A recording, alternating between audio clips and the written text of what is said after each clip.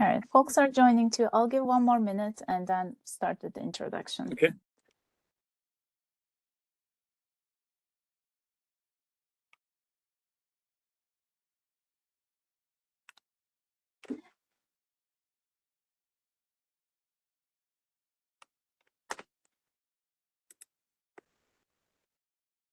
All right.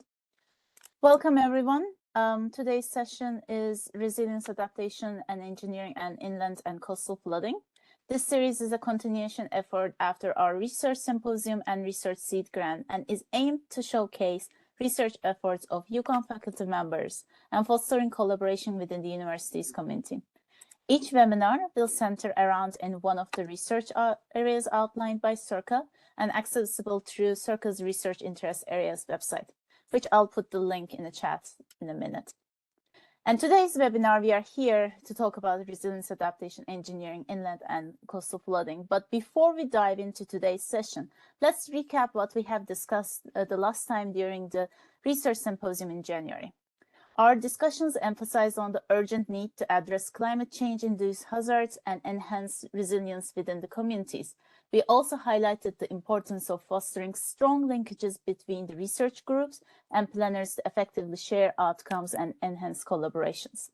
We also underscored the necessity to use up-to-date and fit-for-purpose datasets in interdisciplinary research and infrastructure design. Participants stressed that the importance of frequent updates to data repositories and metadata, along with the curated directories to aid researchers in selecting appropriate data sets. Another key theme during that discussion was the communication of the uncertainty. We discussed that there's a need for better engagement to convey uncertainties associated with the coastal risk projections to make it policymakers and the public to understand in a more intuitive manner rather than less technical manner. Now we are continuing the interaction with this webinar. And this webinar is going to be recorded. I'm going to talk about the little housekeeping rules right now.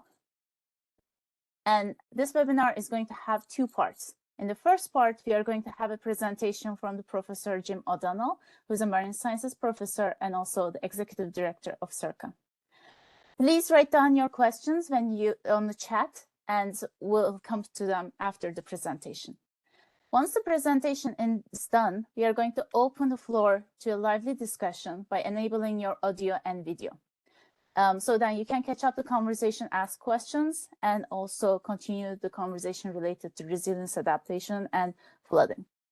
And the webinar is going to be recorded. So without further ado, I'm going to give the floor to Professor Jim O'Donnell. Thank you. I'm going to try and share my screen. Hopefully that's going to work. Okay, can everybody see and hear me? Yes. All right, thanks. So thanks, Yaprak. So what I'm going to do today is skip through 10 of my favorite research initiatives that I'm currently involved in or would like to be involved in.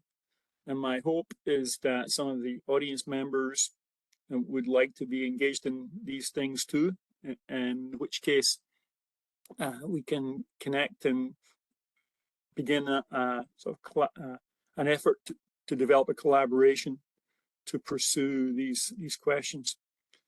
So they're all okay.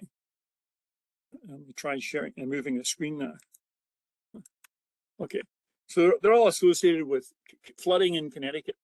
And these 6 pictures kind of motivate the breadth of the problem. You know, the top left is Norwich. A few months ago, you may have heard about it in the news if you live in Eastern Connecticut. And the top 2 in the center and right are in Mystic, in River Road, next to the Mystic River near where I live. And then the bottom left is in downtown Mystic, near where much of the tourist activity occurs in this area. And then Brantford and Guildford are the bottom left and right, sorry, center and right. And those are Route 146. It's a road that follows a coastline, and it's been a major connector between towns and the shoreline for centuries. But it's subject to flooding multiple times a year.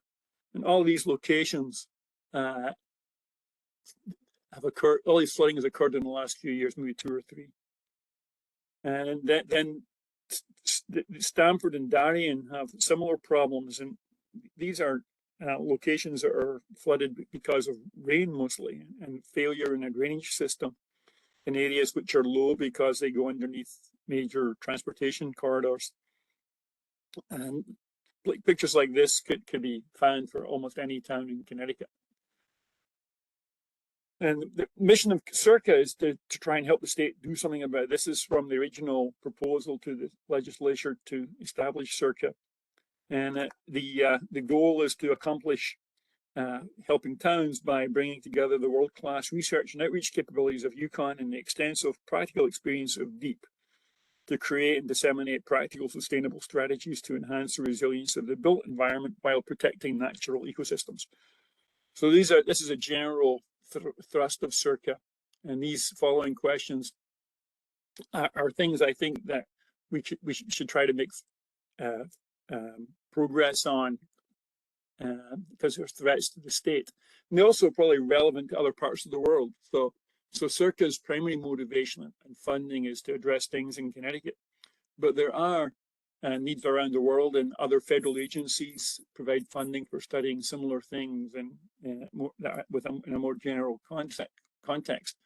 And so I don't think that collaborations of which I hope to spawn through this initiative necessarily have to just benefit Connecticut. It depends on the funding source. But CIRCA's motivation is to learn things that are relevant to Connecticut. So the first theme, I'm going to go through these 10 quickly, and then I'll talk more about them, and then we can discuss them. I hope to get through this in like 25 minutes. So I'm going to be quick. So number 1 was trying to better understand the joint effects of pluvial and coastal flooding through making better projections, and then also the development of innovative strategies to reduce the impacts. In some cases, doing nothing is an option. Some cases, making major infrastructure revisions is warranted. And then there's a big scope between those where maximum benefit from minimum cost solutions are potential. So number 2 is sort of also a problem that's common in the shoreline. When we make storm protection structures along the shoreline, they are frequently subject to overtopping sometimes by waves, and I'll show you some examples of that. And developing ways to make this kind of shore protection structure less vulnerable to overtopping and to deal with the water that comes over the top during storms is a challenge. And better designs for both the structure and the handling the water are necessary. Often, in many cases, we found that the costs and the timescale it takes to implement adaptation is long, and so helping towns deal with the flooding that they're going to have to live with for the next few years requires additional information systems. And so a flooding alert network and forecasting of these local flooding things is a project that we have underway, and collaboration would help us be effective. And we're working on simulation of coastal flooding in complex and urban sites at the moment, and we're working in Mystic and Stamford in particular to try and design and assess the potential effectiveness of adaptation strategies. There's many places along the shoreline too. There has been promotion of living shorelines that are aimed at reducing erosion and flooding. But these have been developed in different parts of the world, and their effectiveness and the development of design guidelines and tools to help make cost estimates for the implementation of these things are necessary. And there's a lot of research activity necessary to inform those. So we're also working, to make a design, you need to know how big it has to be.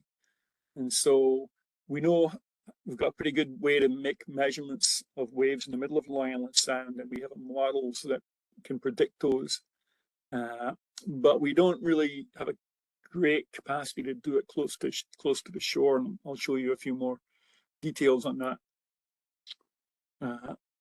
Again, roads are going to be flooded along the shoreline, and you can see that the examples I showed you in Mystic. In the last 5 years, probably that road along the Mystic River has been flooded probably 5 to 10 times, with several inches at least of water over the top of it. And on the east side of the river, there's a seawall, and it's been overtopped, and the roads are being damaged by the drainage of the water that gets on top and then runs off the side. So around the country, there are places where this is happening, and people are building roads that are designed to be flood tolerant. And Connecticut might need to consider those kinds of structures too. There are places too along the shoreline where there's big waves hitting beaches and marshes, and there's consideration, and I need to further consider ways to reduce the erosion with structures. Those are difficult to permit and expensive, but in some places they might be worthwhile, and the trade-off is they have negative ecological impacts, and we need to be able to assess those during a design phase of a potential project. There is, like the picture I showed of Norwich, there was Dominoes was flooded, right? One thing that is potential to allow property owners to defend a smaller area or innovative site scale flood protection devices. And those could be promoted if there was insurance rate cuts that would incentivize them. And so knowing how those things work and what their reliability is and how effective they are it is a really important thing to generate more knowledge about. And then finally, there are lots of people working on global change and trying to downscale those projections to predict the consequences at the local scale in Connecticut on things like agriculture, health, water supply, heat stress. Those are things that I think people in Connecticut could work on that would benefit the state. So those are the 10 headings. I'm going to say something a little bit more about what we're doing in those now. So in the first one, we've got like a pretty good model for the effects of surge, wind-induced setup in Long Island Sound. And this is I think left thing is from a paper Chung Lu wrote a while ago, and we created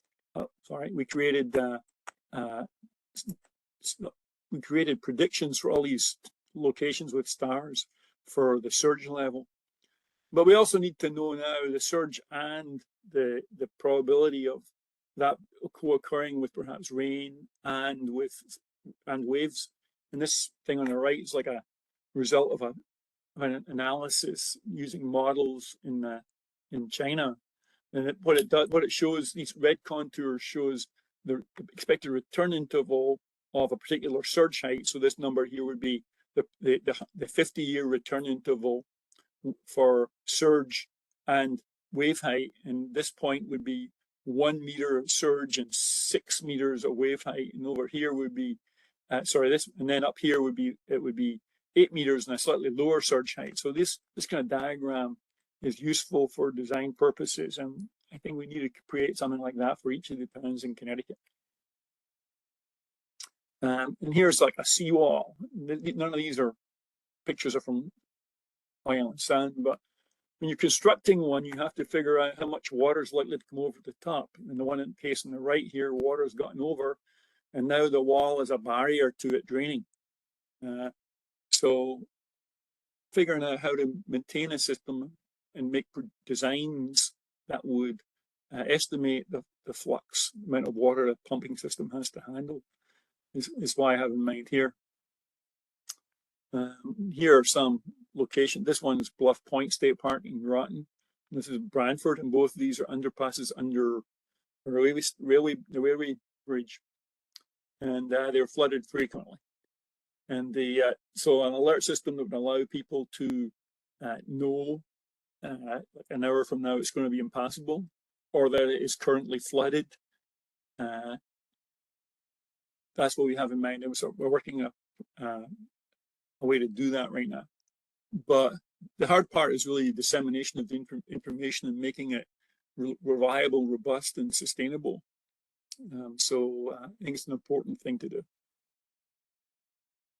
We have also been working on high-resolution flood models for this shows a grid for simulation of water level fluctuations during storms in Stamford.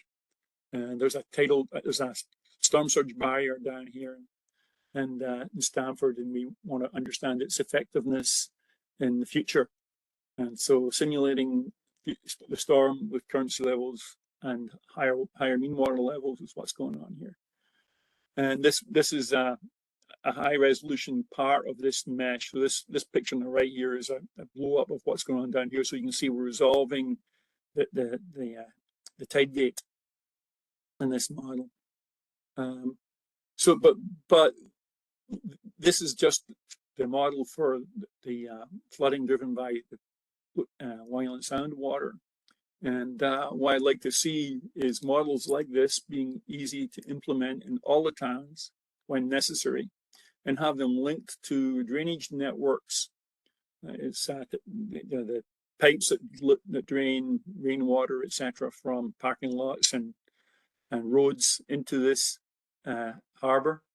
Because when water level is high, water can go the other way, and we need to be able to predict those impacts at small scale. These are this is the number 5 is the effectiveness assessment and guidelines development for living shorelines. This is a vague term, living shorelines, but the problem is frequently that marsh edges, like I'm showing here in the middle, are being eroded. And this is happening in many places in Connecticut. And so how to reduce that erosion rate is an important question. And the picture on the bottom left is it's not very green. It's a rubble mound breakwater, essentially, and it limits wave activity, and so it slows the undercutting of the marsh edge. This is from the Chesapeake Bay. One on the right is from Wyland Sound. It's at Stratford Point. And these are reef balls, but there's not, as far as I'm aware, good information on what depth and how big these things have to be, and what the separation is in order to achieve a wave amplitude reduction. And so I've been doing a little work on this, but there is lots of more needs to be done, because this is just one design, or 2 designs, I guess.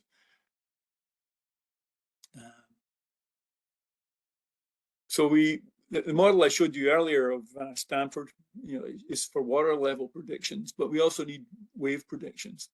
And these two pictures on the left are from papers that a former student and I did on comparing the effectiveness of high resolution models for wave propagation in New Haven Harbour, because what we need to know is how big waves are going to be up here in the northern end during severe storms, and so that we can design flood protection structures. We, in this project, had some success, but the major handicap, and this one on the right shows a model for the waves in Wyland Sound. It's the same student, but a different project. And here we resolve all of Wyland Sound, and we have buoys here in these triangular symbol locations. So we know that the model works really well there. These 2 locations, though. What we need to know is how well it works in places like New Haven Harbour or Fisher's Island Sound or Stamford. And what's used currently is pretty primitive, and I think we can do a lot better. And this sort of shows what I mean by primitive. This is a map of the FEMA's flood maps for the Thames River. This is New London. The train station in New London's over here somewhere. And this blue area is their estimated flood level during a 100-year event. But the predictions for waves are based on sort of interpolations between simulations at these dashed line locations and no measurements whatsoever. And so I'm very skeptical that the wave predictions that are used to make these maps are anywhere close to being accurate enough for a cost-effective design. So flooding roads is common in many places in the world. And this is a picture from Australia where they have a technical capacity, they have a technical study to try and build roads which are more robust to frequent flooding. And there are so many places that are flooding in Connecticut that we can't elevate or move all of them. And so some are going to remain getting flooded. Perhaps River Road is one of them, and Mystic is one of them. So how do we minimize the maintenance cost in those is the question. And these are just some recent designs. You can buy them on Amazon for flood protection for your home. And whether or not they're effective and how to make them effective and how to account for their effectiveness in homeowners' insurance policies is a critical question that I think is going to get more and more compelling in many towns in Connecticut. So I think that kind of work, something we haven't been doing, but it's I think it's of great interest to insurance companies and to homeowners. Two more. These are pictures of some substantial designs for coastal erosion protection. Basically, these reduce erosion by dampening waves. And the one on the left here is what's called a geotube. And it's a big tube of sand, basically. And it protects the shoreline from these of these houses along this island. And these are more sort of traditional engineering devices. And Army Corps has been building them around the country and in the Caribbean, and they have them in Europe too. And you can see that they're effective in many ways at reducing waves. You can see actually in this picture, that there's refraction around the back, diffraction and refraction around the back of these breakwater pieces. And this is a picture in a park in Virginia. We don't have anything of this scale in Connecticut. They tend to be really huge and not near sandy beaches. But I think it's worthwhile considering them. They're difficult to permit, and so knowing how to make them as least offensive as possible to beachgoers and to ecosystems is a critical design question.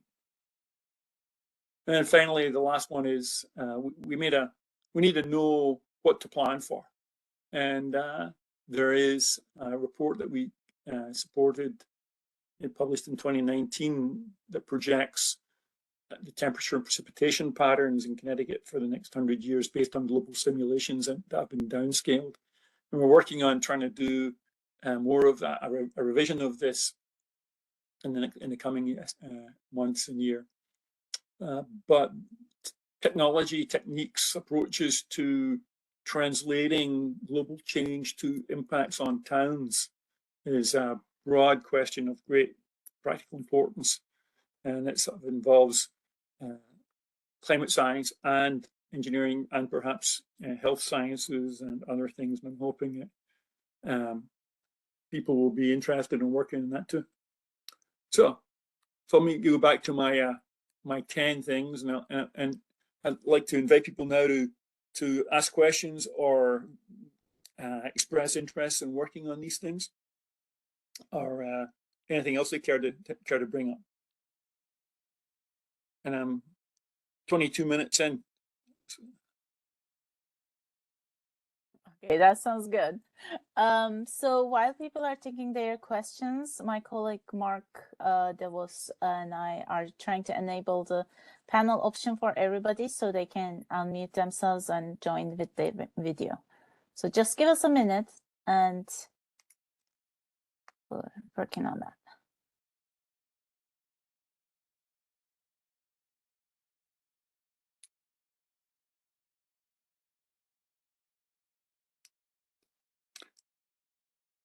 Now, let me just reiterate my hope here is that some people may be interested in working in some of these themes. And if you are, then it'd be good to just, let us know and we can follow up. Or you can ask questions now, or you can suggest other themes. I mean, these are just ones that came to my mind that are aligned with the idea of, flooding and resilience.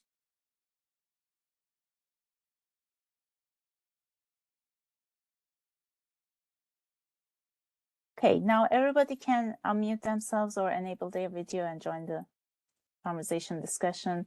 If you have any questions or just want to say something, like Jim mentioned.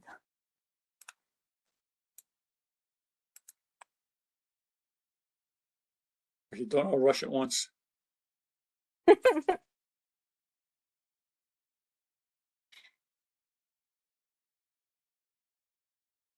got a question. Okay, go ahead. How does a community obtain technical advice on what might be feasible actions that they could take? Someone that could guide a community or a group and focus their efforts on particular projects that might be feasible. You mean, so this is sort of like a broader question about how does CIRCA operate, I guess. So we have several ways of doing that. People email us to the circa.uconn.edu site, and then we've had a program of active engagement in which people on the staff at UConn, together with some contractors that we've hired who already have working relationships with towns and the engineers of the towns. We go to them and we review with them things like their hazard mitigation plan and their conservation and development plan, and then we hear from them what they see as their challenges, where flooding occurs, where it's most frequent, and then we provide some advice as we can, and then we identify some areas in which we establish projects, and then we commit to much greater in-depth engagement and analysis. And so that's what's led to this study I just showed you the grid for Stamford, for example. And then there's one in Mystic and Groton. And so we've done 7. We've gotten to the stage where we've finished the reports on recommendations with solutions, and we're working on another 5 or 6 right now. Does that help? Yes, that is helpful, and this can be initiated by individuals or communities reaching out to your group. Yeah, we both it goes both ways.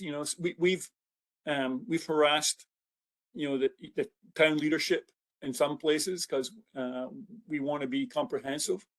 But then in addition, there are community groups often which form because of a perceived need, and they ask for advice. And so last night I was making a presentation in Stonington, for example, because I was invited there, and tomorrow evening I'm going to Fairfield to make to try and provide insight to them on what we can do to help them at the invitation of their local senator. So I think our goal was to try and be helpful and move projects from concept to completion by providing assistance where it's needed and with the resources that we can mobilize. And but the second part of CIRCA, and the reason for this meeting really is that the intent was to try and generate broader participation by the UConn faculty and students and staff. And so people who report to me and work for CIRCA, right, they are committed to this, and that's what they're here for. But there are a lot of but we are probably only a dozen people, and so our range of capacity is limited.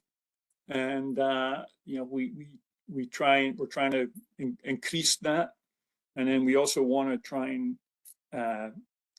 produce some things that were maybe more academic in scope, not just like a design for fixing a flooding problem in Mystic, right? We would like to try and help people in other parts of the world through scholarship, and that's why we're trying to engage people here.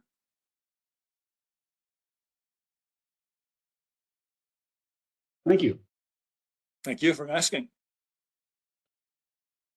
And that was one of the reasons that CIRCA initiated the research seed grants, so that we can increase our research capacity. Any other questions or comments? Yeah, I have one. I'm Bill Hurley from town of Fairfield. I'm not sure if I'm aware of the meeting. Is that open to the public tomorrow? I may have said the wrong town. It's at Roger Sherman School. I'm not quite sure Oh. where that is. Yeah, no, that's Fairfield. Yeah. Okay, so yeah, so it's open to the public. Yeah, I can. Oh. If you send me an email, I'll send you the poster. I just got like a poster from Senator Wong's office. Yeah. Okay, that'll be great because we also have a flood and erosion board, flood and erosion and resiliency board that might be interested in attending as well. So I want to get the word out if that's good. So Yeah, I'm sure Senator was keen to get people to show up, and Becky Bunnell, I think. yeah, that's who I'd be referring. Yes, that she's. Yeah, so chair. Becky's going to be presenting something too. Oh, good. I saw her name on the poster. Oh, okay, good. That's good to know. And then I just had a question for number 7. Well, first, your slides, are they going to be available to the public? I missed the first 5 minutes of the meeting. I was with the public. Yeah, I'd be happy to send them. Oh, Actually, okay. this is recorded, isn't it, Yaprak? Yes, it is Okay, recorded too. Great. Well, could you develop a little bit more on number 7, the development and evaluation of flood tolerant roads? What do you refer to on that? Well, so as I said a minute ago, like we're a limited number of people, and so our range of expertise is limited, right? But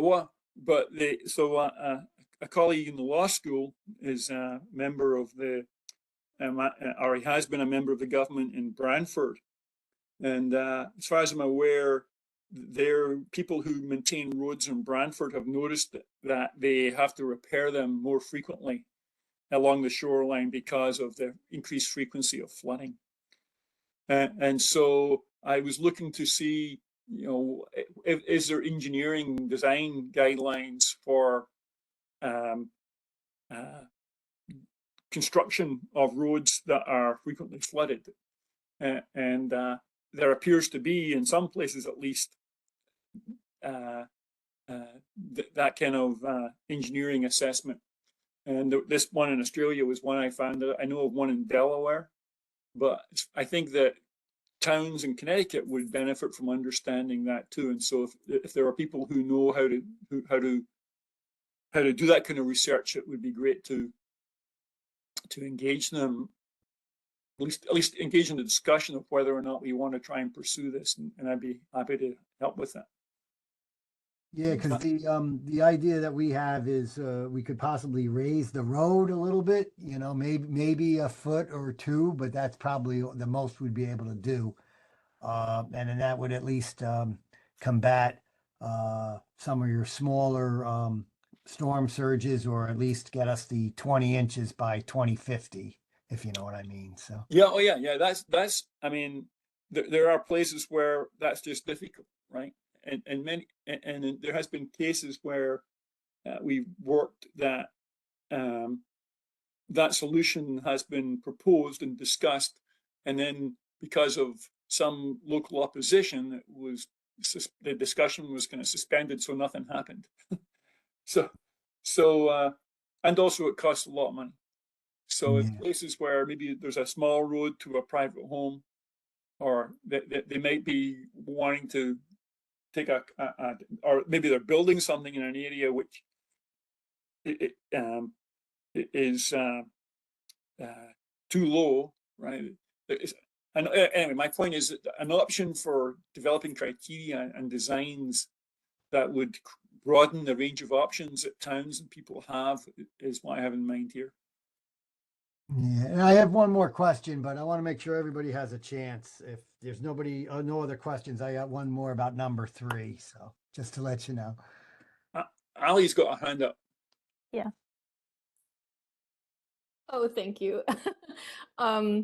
I just wanted to surface an issue that kind of like is sort of what I think of like this other half of the coin of what you mentioned, James, about site scale flood protection. I'm a permaculture designer and I do a lot of community work in Greater Hartford. So I know part of that issue with site scale protection being the combined storm overflow issues that we have all over.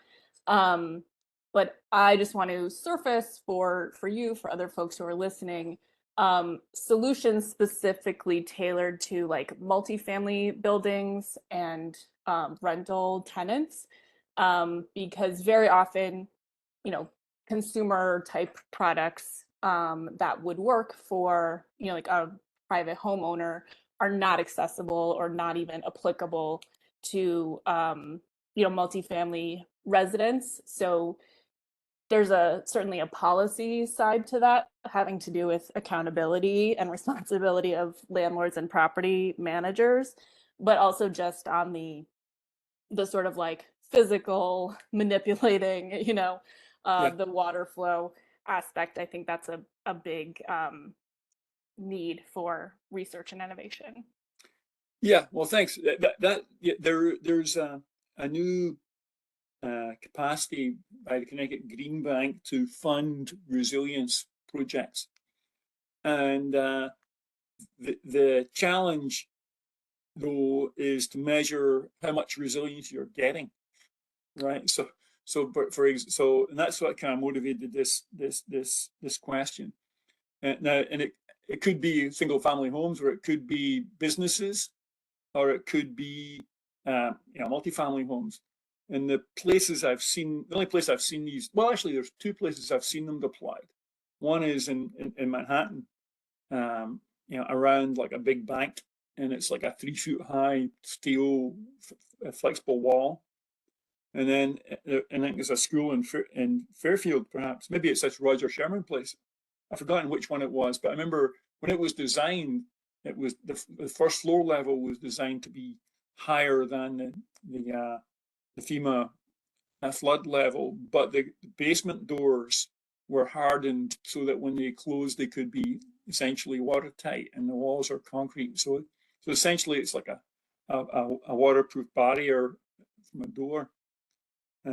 So if homeowners or property owners could reduce their insurance rates by investing in a thing that would prohibit flooding in a reliable way, then that would accelerate the deployment of these opportunities for people to protect their property. But insurance companies are unwilling to do that until there are pretty clear engineering design guidelines and performance expectations for that kind of stuff. And so what I'm suggesting here is sort of a study that would provide that information to insurance companies and people. Yeah, I think that's an important leverage point. They seem to just be withdrawing from markets rather than sort of engaging to help forward it. So yeah, thank you. Okay. We can go back to Mr. Hurley. Yeah, sure. On number 3, are you aware of any of the flooding alert networks that are installed in Connecticut yet? I don't know of any in Connecticut. I know that we're trying to do one in Stamford and one in Guilford. Oh, okay. Do you know of any? No, I don't. That's why I asked. Okay. I thought,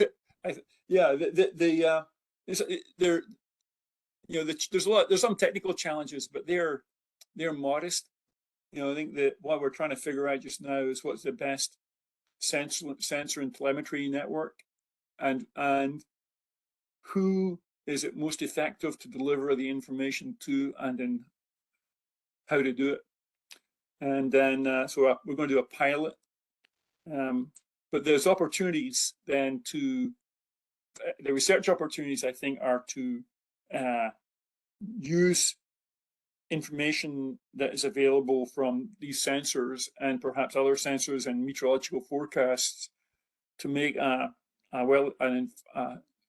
informed forecasting capacity. So if we could figure out how to do it 6 to 12 hours before it occurs, then we'd have more time for road crew to go out and put up closure signs, or for people to change their commuting route, things like that. And Well, thank you. that's a goal or the idea.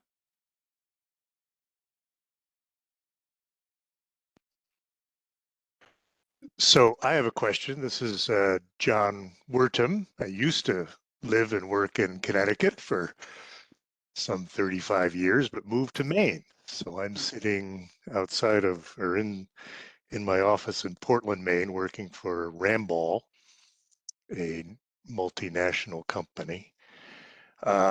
And I'm just curious, I know there's an answer to this, but you mentioned, Jim, earlier, the collaborative nature of this work. Everybody is doing something to figure this out.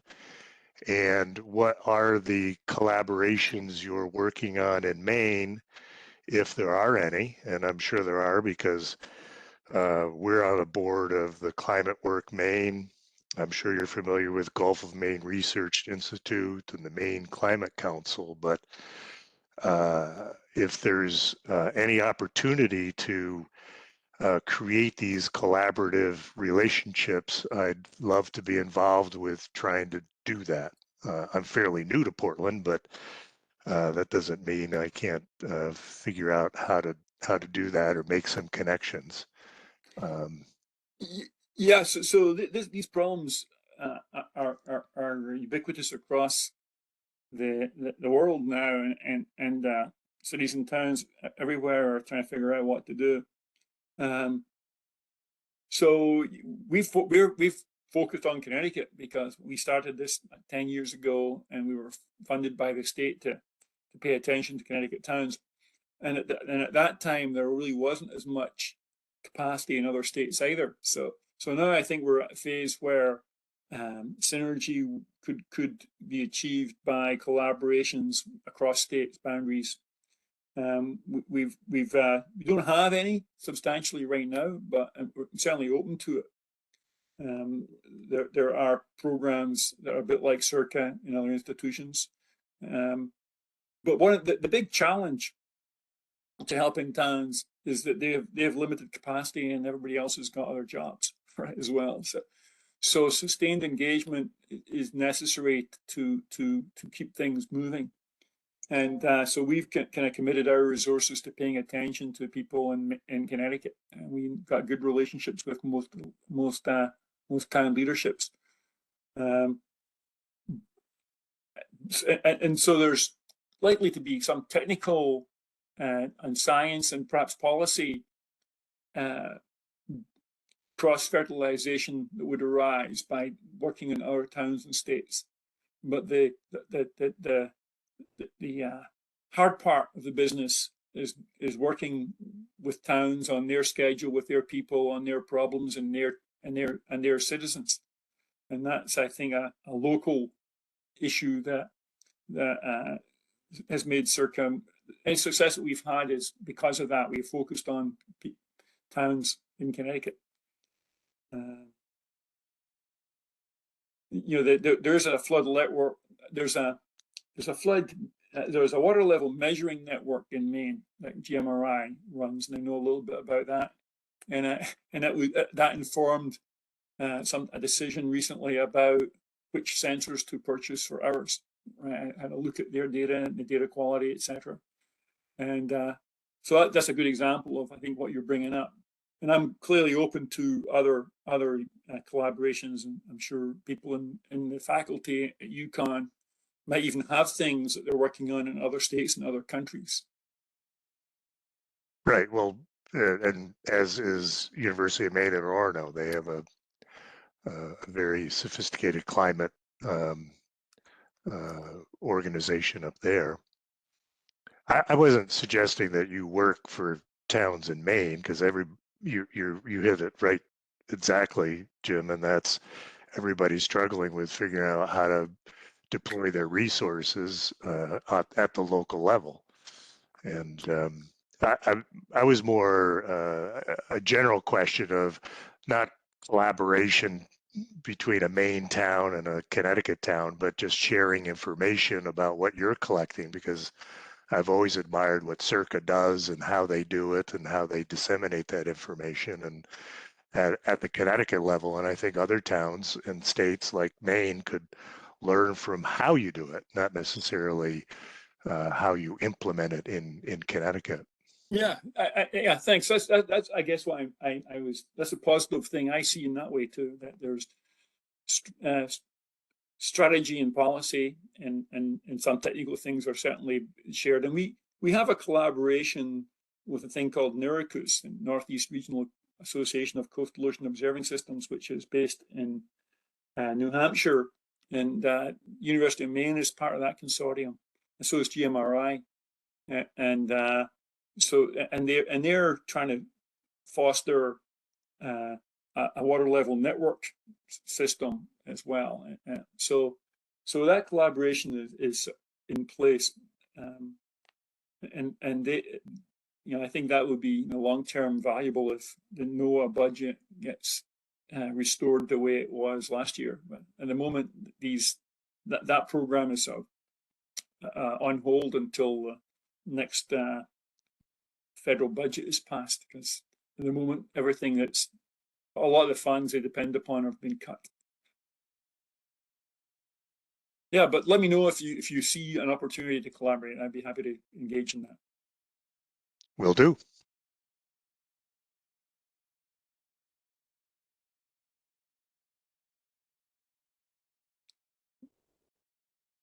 Anyone else want to offer a question or suggest an additional theme or make a complaint about the process?